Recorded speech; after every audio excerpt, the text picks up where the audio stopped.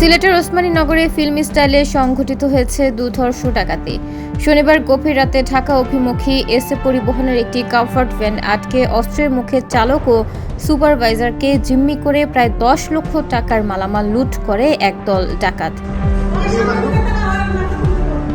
ডাকাতরা মোটরসাইকেল ও পিকআপ নিয়ে ভ্যানটি ঘিরে ফেলে এবং ভয়ভীতি দেখিয়ে নির্জন স্থানে নিয়ে যায়।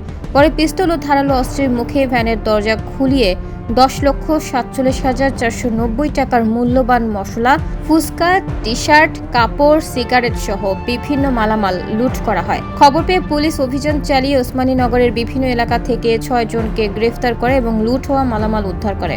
এ ঘটনায় এসএ পরিবহনের পক্ষ থেকে মামলা দায়ের করা হয়েছে। গ্রেফতারকৃতরা হলেন তাজপুর ইউনিয়নের রবিদাস গ্রামের জামাল উদ্দিনের ছেলে শানুর মিয়া, ওমরপুর ইউনিয়নের মাঠিলঘানি গ্রামের ওয়ারিস আলীর ছেলে রলেখ মিয়া, তাজপুর ইউনিয়নের ভারেরা গ্রামের আশিকুল্লাহ ছেলে আহমেদ মজিদ, গোয়ালাবাজার ইউনিয়নের গুপ্তপাড়া গ্রামের মৃত ইরন আলীর ছেলে মোহাম্মদ সুফিয়ান আহমেদ, ওমরপুর ইউনিয়নের মাটিহানি গ্রামের দিলশাদ আহমেদ সাদি, মোগলাবাজার উপজেলার চর মোহাম্মদপুর গ্রামের বাসিন্দা আব্দুল মালিকের ছেলে সাইদুর রহমান সাদি। এ বিষয়ে ওসমানীনগর থানার ভারপ্রাপ্ত কর্মকর্তা মোহাম্মদ মোনায়েম মিয়া বলেন, গত 24/8/2025 তারিখ রাত অনুমান 12:20 ঘটিকা হইতে 1:45 ঘটিকার মধ্যে ওসমানীনগর থানাধীন তাজপুর এলাকা হইতে এসএ পরিবহনের একটি গাড়ি দুষ্কৃতিকারীদের দ্বারা আক্রান্ত হয় এবং এই এসএ পরিবহনের গাড়ি হইতে বিপুল সংখ্যক মালামাল